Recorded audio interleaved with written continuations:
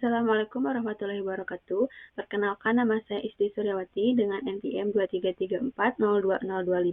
Di sini saya akan memaparkan hasil dari kasus Health and Safety Environment atau HSE dengan judul Kebakaran Kilang Minyak PT Pertamina dalam 4 tahun terakhir.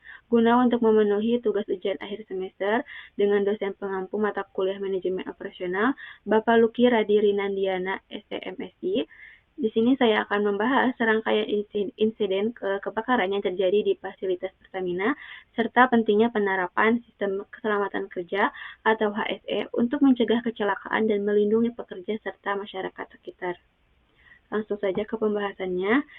Di sini ada latar belakang dari PT Pertamina, yaitu sebagai BUMN strategis di sektor energi, telah mengalami serangkaian insiden kebakaran di fasilitas kilang dan depo minyaknya dalam 4 tahun terakhir. Insiden-insiden ini tidak hanya menimbulkan kerugian material yang signifikan, tetapi juga mengancam keselamatan pekerja dan masyarakat sekitar.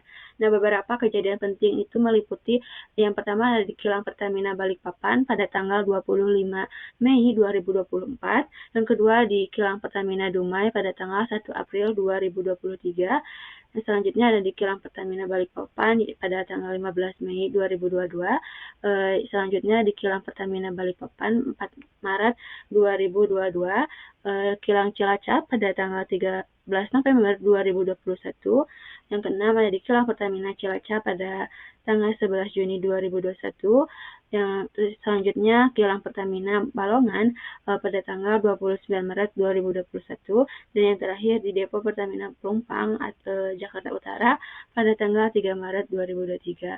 Nah, insiden-insiden ini tuh menyoroti pentingnya penerapan sistem Health and Safety Environment atau HSE yang ketat dan efektif di industri migas untuk mencegah kecelakaan kerja dan melindungi keselamatan pekerja serta masyarakat sekitar.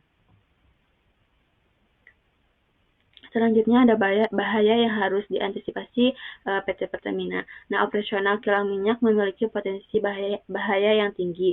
Nah, beberapa bahaya utama yang harus diantisipasi oleh PT Pertamina meliputi yang pertama yaitu kebocoran bahan bakar minyak dan gas.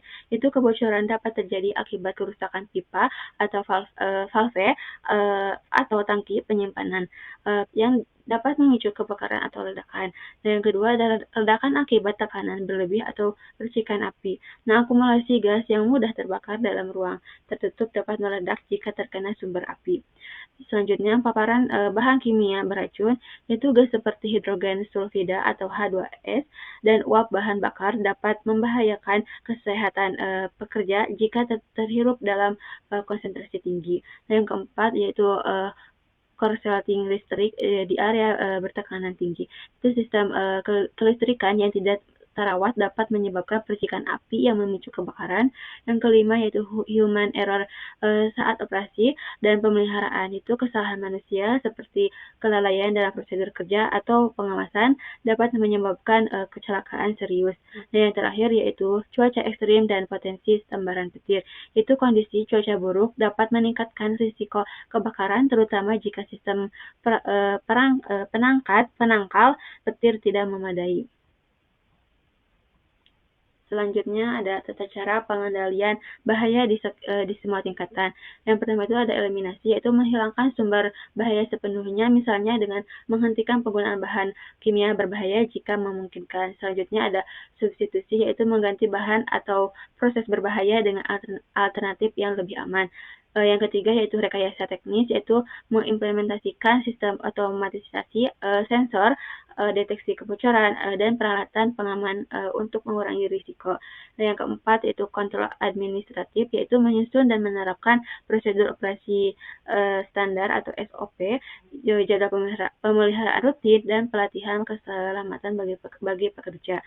Yang terakhir yaitu alat pelindung diri atau APD, yaitu menyediakan dan memastikan penggunaan APD yang sesuai seperti helm, sarung tangan, masker, dan pakaian tahan api.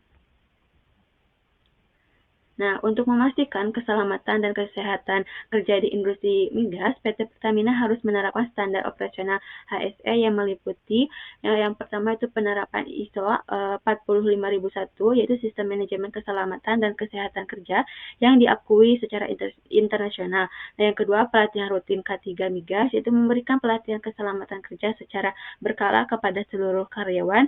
Yang ketiga, manajemen risiko berbasis HIRADC, yaitu melakukan identifikasi bahaya, penilaian risiko, dan penentuan kontrol secara sistematis. Yang keempat, simulasi tanggap darurat dan evakuasi kebakaran, yaitu melaksanakan latihan evakuasi dan penanggulangan kebakaran secara berkala. Yang kelima, audit HSE internal dan eksternal, yaitu melakukan audit untuk memastikan kepatuhan terhadap standar keselamatan. Dan yang keenam, yaitu pengawasan ketat terhadap kontraktor dan pihak ketiga, yaitu memastikan bahwa semua mitra kerja mematuhi standar HSE yang ditetapkan. Selanjutnya, kesimpulan dari kasus ini yaitu kebakaran yang terjadi di beberapa kilang dan depo milik PT Pertamina dalam 4 tahun terakhir menunjukkan bahwa keselamatan kerja di industri migas masih perlu perhatian serius. Insiden seperti di Pelumpang, Balikpapan, dan Balongan bukan hanya menimbulkan kerugian besar, tetapi juga membahayakan nyawa pekerja dan warga sekitar. Karena itu, penerapan sistem keselamatan kerja atau HSE yang ketat sangat penting, mulai dari mengenali bahaya, menggunakan alat pelindung diri, membuat prosedur kerja yang aman, hingga rutin mengadakan pelatihan dan audit keselamatan. Dengan langkah-langkah ini, Pertamina dapat mencegah kejadian serupa di masa depan dan menciptakan lingkungan kerja yang lebih aman dan terpercaya bagi semua. Itu saja yang dapat saya sampaikan. Saya ucapkan terima kasih. Wassalamualaikum warahmatullahi wabarakatuh.